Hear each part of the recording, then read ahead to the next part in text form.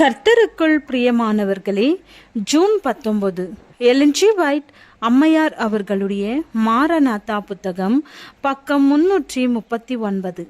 இன்றைய தியானத்திற்காக தெரிந்து கொள்ளப்பட்ட தலைப்பானது ஞாயிற்றுக்கிழமைகளிலும் ஊழியம் செய்ய வேண்டும்.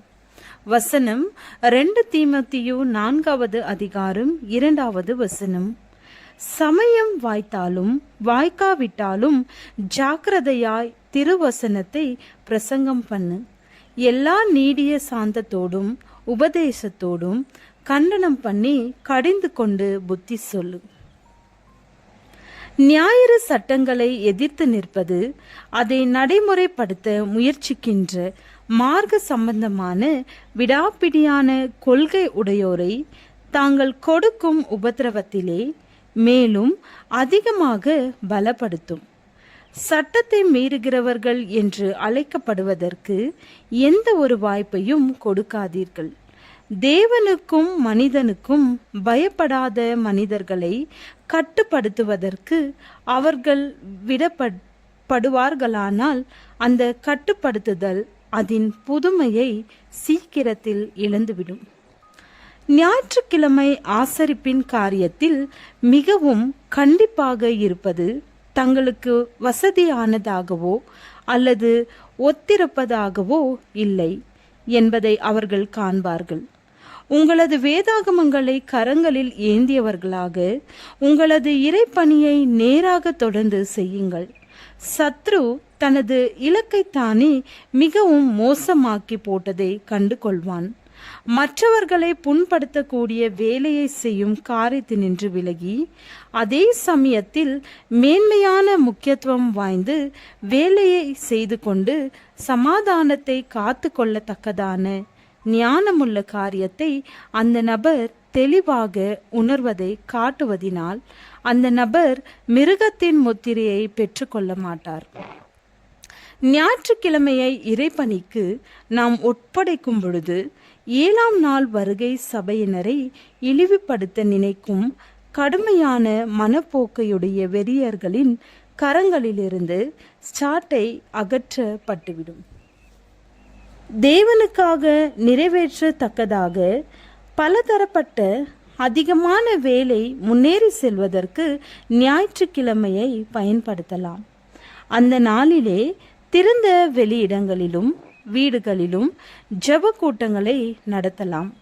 வீடு வீடாக மக்களை சந்தித்து தேவ செய்தியை கொடுக்கலாம்.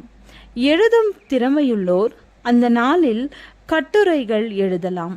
எப்பொழுதெல்லாம் சாத்தியமோ அப்பொழுதெல்லாம் ஞாயிற்றுக்கிழமைகளில் மார்க்க சம்பந்தமான ஆராதனைகள் நடத்தப்படட்டும். மிகவும் அதிக ஆர்வத்தை எழுப்பும் கூட்டங்களாக இவைகளை நடத்துங்கள். தூய்மையான எழுப்புதல் கீதங்களை பாடுங்கள்.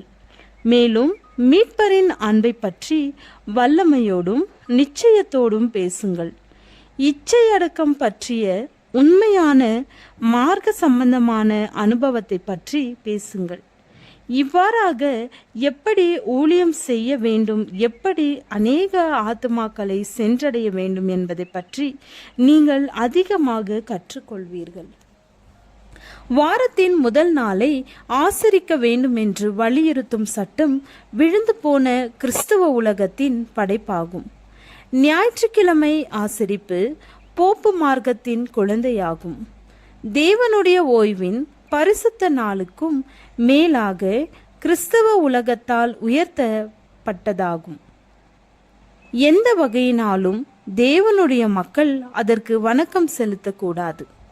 எதிர்ப்பை தவிர்க்க வேண்டும் என்று ஆண்டவர் விரும்பும்போது எதிர்ப்பை துணிவுடன் சந்திப்பதினால் அவர்கள் தேவ சித்தத்தை செய்கிறவர்கள் என்று கருதப்பட மாட்டார்கள் என்பதை நன்றாக புரிந்து கொள்ள வேண்டும் என்று விரும்புகிறேன். அற்புதமான காட்சிகள் நமக்கு முன்பாக வெளிப்படையாக காட்டப்படுகின்றன. இந்த காலத்தில் எப்பக்கத்திலும் தீமை ஆளுகை செய்யும். தேவனுடைய சித்தத்தை செய்வதற்காக தங்களது சுய சித்தத்தை ஒதுக்கி வைத்துவிட்ட இதயங்களிலும் ஜீவியங்களிலும் தேவனுடைய பிரமாணம் எழுதப்பட்ட ஒரு கூட்ட மக்கள் இருக்கிறார்கள். என்பதை இந்த உலகம் காணத்தக்கதாக தேவனுடைய மக்கள் என்று தங்களை அழைத்து கொண்டிருப்பவர்களது ஜீவியங்களால் ஒரு உயிருள்ள சாட்சி பகரப்பட வேண்டும். ஜெபம். அன்பின் தேவனே, உண்மையாய் உழைத்திட பிறருக்கும் உதவிட எங்களை ஆசீர்வதியும். ஆமேன்.